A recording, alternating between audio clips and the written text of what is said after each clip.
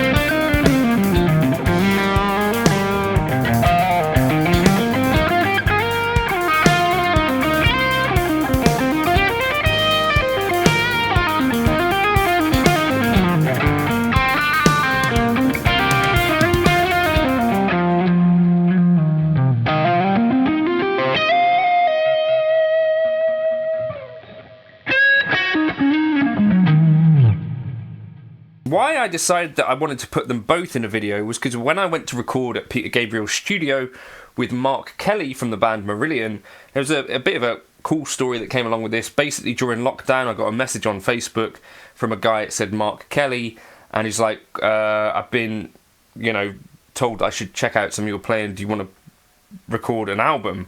And I was like, how did you hear about me? As it turned out, Steve Rothery was watching my channel at the time, maybe still does. If you're still watching, Steve, thanks so much for checking in. And basically said, you know, I don't have time to do this project, but this guy over here might do an okay job. We went to record at Real World Studios, and these were actually my drive pedals of choice, and I used them in a bit of an unconventional way, which I'll show you in the video. First part of the video, let's just focus on the HRM individually. So this is essentially, you can see they've now got these pretty helpful labels. So top end, so we'll start with that halfway, mid-range. And so we can hear, this is my clean tone.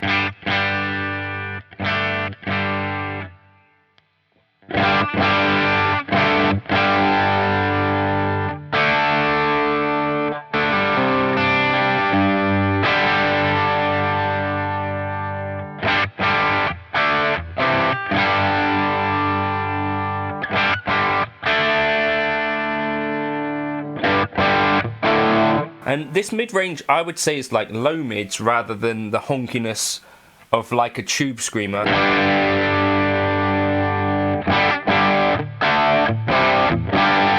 I think on the Dude it might be called, it's called deep on the Dude. Think about it, maybe it's like body.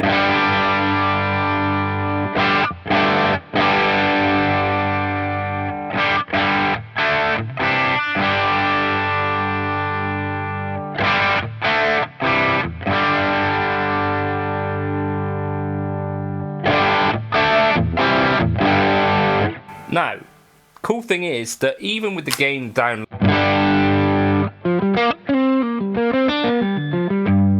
you've definitely got quite a lot of that.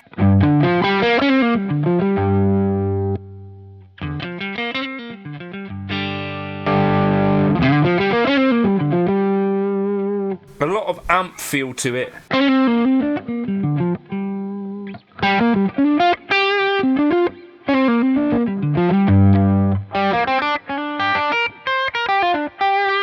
What I really liked about the Dude at the time, and still is one of my favourite things, is that you've got this top end, which they call treble on the Dude, where you can really treat it more like a high cut, dial things in to be darker,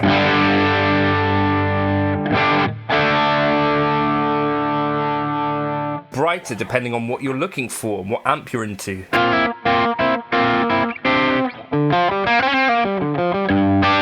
At the time, I didn't think there were too many other pedals around that did that, and it's still maybe the case. You know, you think like a tube screamer, when you turn down that tone, it's not really doing actually too much to shape the top end.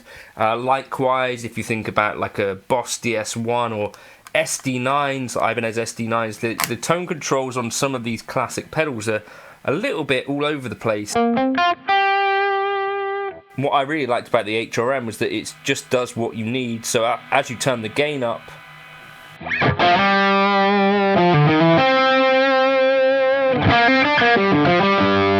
you can keep it from getting spiky.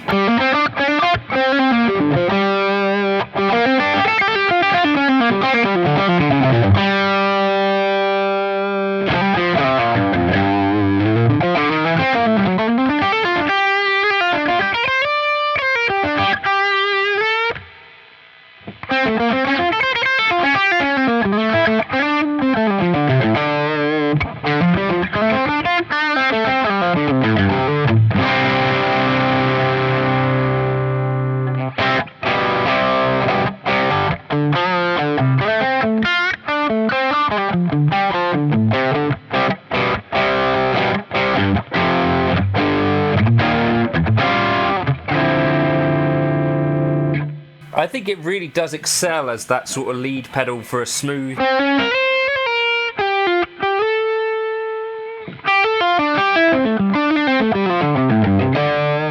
It's got like a sweet amount of compression, works really nicely with the Les Paul. Does that sort of Dumble thing that I found that the actual amps, clones that I've tried in real life, don't really have too much of this singing quality without an incredible amount of volume. Whereas this kind of does what you'd expect it to do, more so.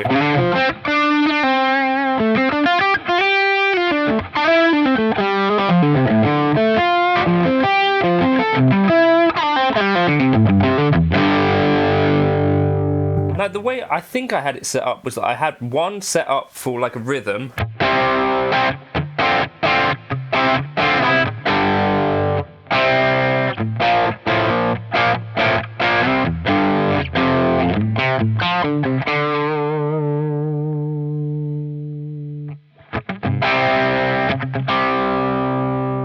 And I had the sort of mid-range part lower. And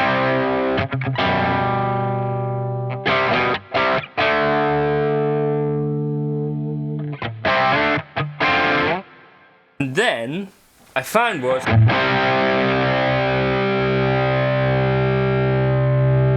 that they actually stack together quite nicely to give me that really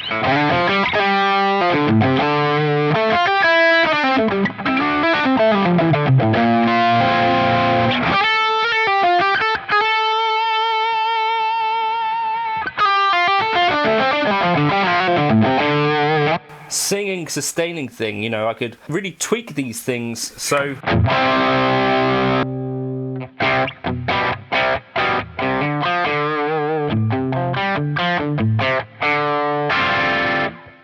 I'd have my clean, my rhythm, and then a lead.